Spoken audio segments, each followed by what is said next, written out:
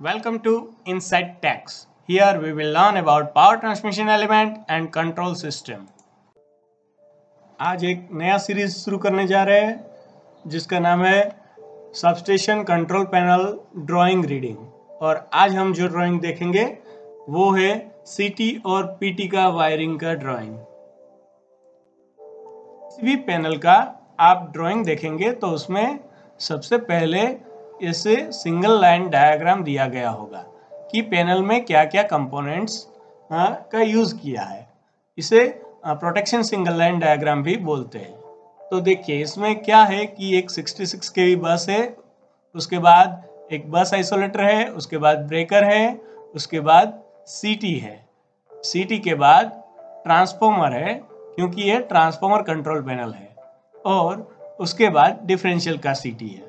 तो यहाँ तक का जो चीज़ है वो इस कंट्रोल पैनल में हमको देखने को मिलेगा। और जो पीटी और सीटी का यूज़ होता है वो इस पैनल में किस तरह से होता है वो देखने को मिलेगा। यहाँ पे जो दिया गया है वो है हमारा सीटी और पीटी का वायरिंग। जैसे भी हमने यहाँ पे देखा था कि 66 kV बस है, उसके बाद आइसोलेटर है, तो ये आइसोलेटर होता है तो उसको यहाँ पे इस तरह से दिखाई दिया गया है। उसके बाद ब्रेकर है तो 66 kV का ब्रेकर, और जो यहाँ से यहाँ तक का जो सेक्शन है वो है हमारा सीटी। ठीक है, देखिए यहाँ पे इतना सीटी है। तो अभी हम आगे देखते हैं कि इसको ड्राइंग को रीड किस तरह से करेंगे। तो यहाँ पे जो है वो पीटी का इनकमिंग है, तो पीटी में से जो वायर्स आते हैं वो यहाँ पे लगते हैं। तो सबसे पहले जो हमारा पैनल में जो चीज़ आती है वो है टर्मिनल ब्लॉक। तो यहाँ पे जो दिखाया गया है उसको बोलते हैं टर्मिनल ब्लॉक।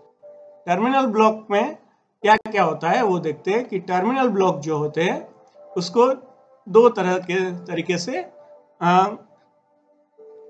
जाना जाता है।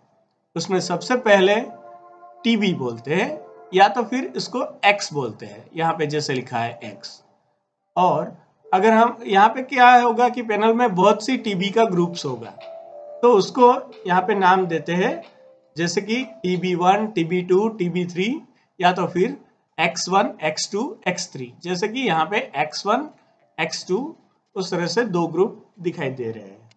ठीक है, और जो यहाँ पे ये पहला टीबी है तो उसको हम कैसे जानेंगे, तो X1.1, तो यहाँ पे जैसे दिया गया है X1.1। ये दूसरा टीबी है उसको X1.2 उस तरह से जानेंगे। और अगर TB12 इस तरह से नाम दिया गया है तो उसको TB1.1 और TB1.2 उस तरह से हम जान सकते हैं। या तो फिर ऐसा भी बोल पाएंगे कि X1 का 1, X1 का 2, उस तरह से। ठीक है, तो इस तरह से हम पैनल की टीबी को जानेंगे। अभी इसके बाद क्या आता है, तो पीटी वायरिंग जो हमारा है यहाँ पे, तो पीटी वायरिंग में पीटी का फेरोल, तो पीटी को हम फेज के हिसाब से आर फेज होता है तो आर में 11, 21 उस तरह से पीटी को जानते हैं। वाई फेज होता है तो 31, बी फेज होता है तो 51, और न्यूट्रल होता है तो 71। अगर दो पीटी है तो दूसरी पीटी में 21, 41, 61 और 81 इस तरह से जानेंगे। और पीटी जो है तो पीटी का कोड है ई। सही है, तो अभी जब हम आर फेज की पीटी के वायर के बारे में जहाँ बात कर रहे होंगे तो हम बोलेंगे E11, तो ये आर फेज का पीटी होगा। E31 तो ये वाई फेज का पीटी होगा। E51 तो ये बी फेज का पीटी होगा, और E71 तो ये न्यूट्रल का पीटी होगा। तो यहाँ पे हमारा जो बाहर से पीटी का वायर्स आया है वो यहाँ पे हमारी X2 टीबी में कनेक्ट होते हैं। ठीक है, तो देखते हैं X2 की टीबी किस तरह से है। देखिए यहाँ पे X2 की टीबी है, और यहाँ पे देखिए E11 एक नंबर पे E31 2 नंबर पे, E51 3 नंबर पे और E71 4 नंबर पे। तो यहाँ पे जिस तरह से दिया गया है 1 2 3 4, तो उस तरह से यहाँ पे कनेक्ट होते हैं। ठीक है, तो यहाँ पे हम टीबी तक आ गए। अभी टीबी के अंदर पैनल का वायरिंग शुरू होता है। तो सबसे पहले जो यहाँ पे पीटी है वो जाता है फ्यूज में। तो ये फ्यूज दिया गया है। ठीक है, यहाँ पे ये फ्यूज है, तो इस तरह से फ्यूज में एक तरफ देंगे, दूसरी तरफ से निकालेंगे। ठीक है, तो देखिए यहाँ पे E11 अगर आर फेज की बात करें तो फ्यूज में जाता है वो E11 है, और फ्यूज से बाहर निकलता है वो E12 है। तो आप अगर कहीं पे भी E12 देखेंगे तो आपको पता चल जाएगा कि वो फ्यूज के बाद का वायर है। ठीक है, तो अभी जो तीनों वायर हमारे हैं RYB, वो सीधे जाएंगे हमारे वोल्टेज सिलेक्टर स्विच में। इस तरह से एक वोल्टेज सिलेक्टर स्विच होती है, और वहां से दो वायर जाते हैं, वो वोल्ट मीटर में जाते हैं, केवी मीटर में। तो वो दो वायर यहाँ पे केवी मीटर में जाते हैं। ठीक है, तो यहाँ पे जैसे ही हम RYYB या तो BR सिलेक्ट करेंगे तो उस तरह से उसका फेज वोल्टेज कितना है वो यहाँ पे दिखाई देगा। ठीक है, अभी पीटी का एक तो काम हो गया कि केवी दिखाना, दूसरा काम है पीटी का कि हमारा एनर्जी को मेजर करना। तो सबसे पहला आएगा जो हमारा फ्यूज से बाहर निकलता है पीटी, वो अब जाएगा टीटीबी में। टीटीबी पैनल में फिक्स हुई होती है, उसको टेस्ट टर्मिनल ब्लॉक बोलते हैं। वो इस तरह से होता है, ये उसका बैक साइड है। तो इसमें यहाँ पे जो है वो पीटी का वायरिंग है, ये आमने सामने दो जो है वो पीटी का वायरिंग है। तो RYB न्यूट्रल इस तरह से यहाँ पे टीटीबी में लगी होती है पीटी, और वहां से हमारे कहाँ जाता है तो एनर्जी मीटर में जाता है।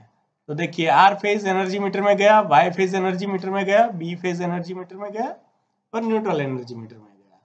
तो एनर्जी मीटर में ये जाता है। ठीक है, अभी उसके बाद पीटी की कहाँ कहाँ जरूरत होती है तो वो देखते हैं कि उसके बाद पीटी की जरूरत होती है MW मीटर में, MVR मीटर में और PF मीटर में, यानी कि पावर फैक्टर मीटर में, cos फाई मीटर में। ठीक है, और वो किस तरह से होता है तो देखिए ये MW मीटर है, ये MVR मीटर है और ये PF मीटर है, यानी कि cos फाई मीटर। ठीक है, तो इन तीनों जगह मीटर्स में जब पीटी जाएगा तो वो क्या नोमेनकल्चर देके जाएगा, E12। तो E12 ही यहाँ पे लगेगा और वही E12 यहाँ पे लगेगा, यानी कि पीटी का जो पूरा वायरिंग होता है वो पैरेलल होता है। ठीक है, तो इस तरह से यहाँ पे पीटी का वायरिंग हमारा खत्म होता है। तो आपको ये पीटी का वायरिंग किस तरह से होता है वो समझ में आ गया होगा। पीटी वायरिंग होने के बाद अब हम सीटी वायरिंग की ओर जाते हैं। तो यहाँ से सीटी शुरू होता है, और सीटी में आप जानते हैं कि अलग अलग कोर्स होती है। तो यहाँ पे जो बात होगी वो मीटरिंग कोर की बात हो रही है। तो सबसे पहला कोर जो होता है वो मीटरिंग कोर होता है, और मीटरिंग कोर जो अपना यार्ड से पैनल में आता है वो TBX1 के 1, 2, 3 और 4 में D11, D31, D51 और D71 बन के आता है। तो देखिए यहाँ पे X1 का TB है, और ये D11 एक नंबर पे, D31 2 नंबर पे, D51 3 नंबर पे और D71 4 नंबर पे आया है। और यहाँ से अभी आगे पैनल का अंदर का वायरिंग होगा। तो टीबी से डायरेक्ट वायर कहाँ जाता है, वो जाता है टीटीबी में, test terminal block. Test terminal block जो होता है उसमें उसमें लिंक्स होती है। तो वो लिंक्स इस तरफ हम देंगे तो वो एनर्जी मीटर में जाएगा, और एनर्जी मीटर में से वापस आके आगे MW मीटर, KVR मीटर में सब होके फिर लास्ट में वो न्यूट्रल बन के वापस आता है। सही है, तो टेस्ट टर्मिनल ब्लॉक किस तरह से होता है, ये टेस्ट टर्मिनल ब्लॉक की बैक साइड है। तो यहाँ पे D11 यहाँ पे आया आर फेज, और यहाँ से D12 बन के अपने मीटर में जाता है। मीटर से जो रिटर्न आता है वो D13 बन के यहाँ पे आता है, और यहीं से D14 बन के फिर आगे जाता है। ठीक है, तो यहाँ पे देखिए सबसे पहले एनर्जी मीटर में आ गया। एनर्जी मीटर के बाद यहाँ से जो D14 निकला वो हमारा जाएगा MW मीटर में। MW मीटर में मेन में जाएगा और लोड में D15 बन के बाहर आएगा और वो जाएगा MVR मीटर में। MVR मीटर में मेन बन के जाएगा और लोड बन के आएगा D16 और D16 अपना जाएगा पावर फैक्टर मीटर में यानी कि cos 5 मीटर में और वहां से D17 बन के फिर R फेज का जो एम्पियर मीटर है उसमें आएगा और एम्पियर मीटर में से निकल के वो न्यूट्रल बन जाता है और न्यूट्रल फिर वापस अपना सिटी का न्यूट्रल जो होता है सेकेंडरी का उसमें चला जाता है। तो देखिए यहाँ पे अपना KWH मीटर के बाद MW मीटर आता है, MW मीटर के बाद MVR मीटर और उसके बाद cos 5 मीटर, ठीक है, पावर फैक्टर मीटर और उसके बाद यहाँ पे ampere R phase, Y phase, B phase के वो एम्पियर मीटर में जाता है और बाद में वो न्यूट्रल में चला जाता है। तो इस तरह से अपना CT और PT का वायरिंग खत्म होता है। कंट्रोल पैनल ड्राइंग रीडिंग में CT और PT का वायरिंग आज हमने देखा और सबसे पहले हमने देखा उसमें कि टर्मिनल ब्लॉक क्या है और उसको किस तरह से आइडेंटिफाई किया जाता है। उसको अगर ग्रुप्स में है तो उसको TB1, TB2, TB3 या तो फिर X1, X2, X3 बोलते हैं और जो पर्टिकुलर एक TB की बात हो रही है तो उस टाइम हमें TB1 की 1, TB1 का 2 उस तरह से बोलते हैं या तो फिर X1 का 1, X1 का 2 इस तरह से TB को बोलते हैं। दूसरा हमने देखा कि PT फेरल, तो PT को जो कोड दिया जाता है वो होता है E और R फेज का कोड होता है वो 11 होता है, Y फेज का 31, B फेज का 51 और न्यूट्रल का 71। तो जब हम R फेज PT की बात कर रहे हैं तो वो होगा E11।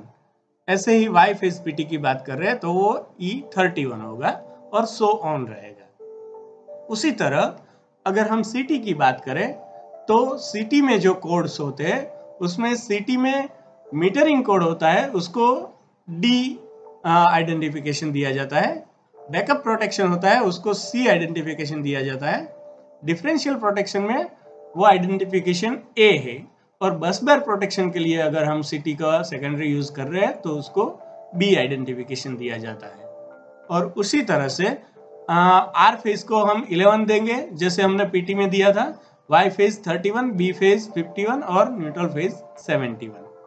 तो जब हम मीटरिंग CT की बात कर रहे हैं तो उसको R फेज अगर मीटरिंग CT का होगा तो वो D11 ऐसे लिखा जाएगा, वैसे ही Y फेज होगा तो D31 और सो ऑन रहेगा, ठीक है। तो अब आपके सामने ऐसे फेरोल आएंगे तो आप उसको पहचान पाएंगे। और CT और PT के जो वायरिंग किस तरह से होता है उसका सेपरेट वीडियो हमारे इसी चैनल पे दिया गया है, तो आप उसको रिफर कर सकते हैं जिसकी लिंक डिस्क्रिप्शन बॉक्स में दी गई है। इसी सीरीज को आगे बढ़ाते हुए नेक्स्ट वीडियो में हम लेके आएंगे AC और DC का वायरिंग।